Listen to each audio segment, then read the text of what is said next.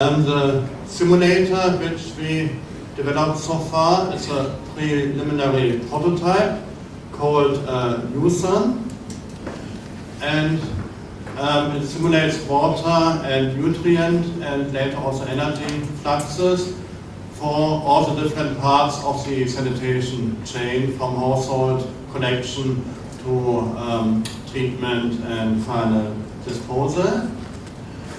It includes modules for a wide range of different toilet and sanitation systems.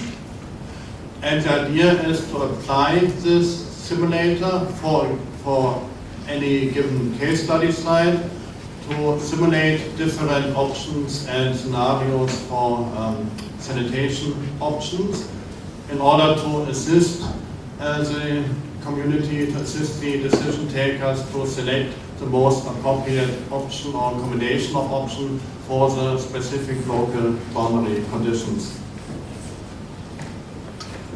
At the bottom you can see how it works. On the right hand panel there's a number of blocks which can move into the left and connect different blocks for different toilet and sanitation options, connecting them by the resource flux lines, which then will be simulated and represented. The main philosophy of the simulator is it is highly flexible in definition of modules. So if there's a new toilet or sanitation option available, it's possible to create a new block to add the new technology and also to promote this technology. So we believe it could be quite valuable for the objectives of the Gates Foundation as well.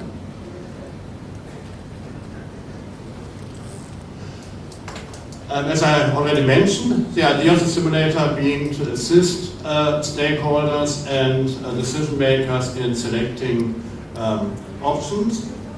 Also, cost information is and is going to be included in the simulator, so it also calculates very roughly, obviously, cost issues. The simulator doesn't require any third-party software, as we developed it from scratch ourselves, so that gives also more flexibility and it makes it easier to apply it in different places. And it's based on earlier development at our institute. We have a project on water and sanitation in Lima, Peru, which is the second driest city of the world. And by modeling and simulation, we are supporting them as well. Here's the block library as it stands now, so you get an idea on which sanitation options we are considering so far. Some of these blocks, to be honest, have not yet been filled with life. That's part of our future development work. And if you are a developer of a new sanitation technology, we would like to invite you to contribute to our development, to include your technology among the options available. The different resource streams considered in the model are taken from the Compendium of Sanitation Technologies from Switzerland. All of these are also modeled in the Luiza simulator. And how could model application look like in practice? This is a very, very simple example, just for demonstration to illustrate, as a very simple example, taking information from the literature about the UDDT-eThekwini Durban case study. We also implemented another example from Kigali, the capital of Rwanda, with the local options available there. So this is an example just to illustrate how model application could look like. On the left, there's a block called settlement. This defines population numbers, maybe population growth over the years to come for a city district or even for a block within a city district. And people living there producing urine and feces, which in this case go to a urine diverting toilets. So the outputs of the urine diverting toilets go to the urine salt pit in this case, and to the feces to dehydration. Don't get confused by the input of annual cleansing water, which in this example is 0, but it's to illustrate that it's also foreseen to consider annual cleansing water or flush waters, which obviously play an important role for some toilet systems. So you can put these blocks together to get a representation of the sanitation system in your city or city district, or of one of the options you are considering. And using this case study, we did some simple examples of scenarios.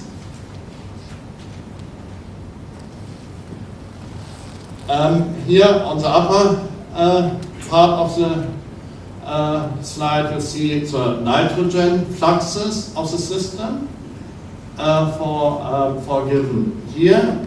The numbers illustrating kilograms per day nitrogen loads is in the system.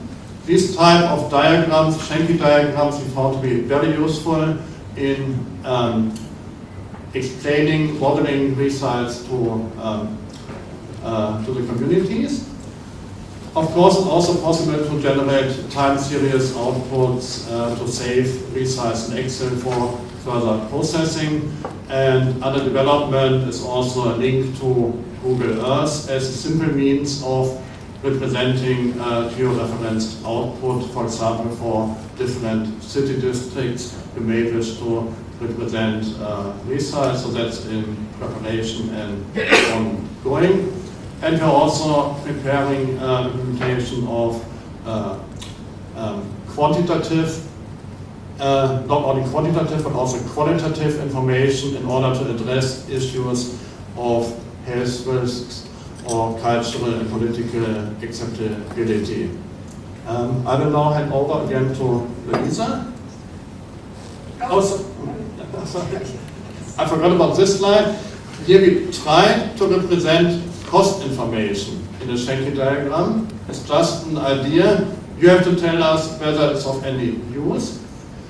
So represented are the cost fluxes, capital costs, and operational costs. Some of the values shown are 0. Don't get confused by that. It's because we didn't find values on that. Obviously, there are also costs involved, even they're shown to be 0 here. But the dark red lines and numbers indicate capital costs divided by lifetime. So very simple depreciation approach. We will also include more sophisticated ones. But in order to be able to compare it to operational costs, shown here as light red numbers, operational costs per year. Just to illustrate how much the different elements of the system, of the sanitation chain, contribute to costs. Sorry. So, just showing the scenario B, that is considering a population growth. If you want to, in your scenario, to look at how the system would behave in case there is a population growth. This is a simple, just a 5% growth, we assume. It's a boring picture, but because it's not very exciting growth because based on population. But suppose, for example, if you have a system that use low flush toilet, and that population there was a behavior change, or they are not using detergent that contain phosphorus or something like that, we could see change on the nutrient fluxes changing, right? So it's not only population, but also we can simulate if there is any change, because all nutrients come from our habits, what we eat. The other scenario, scenario C, comparing UDDT's toilets with a VIP.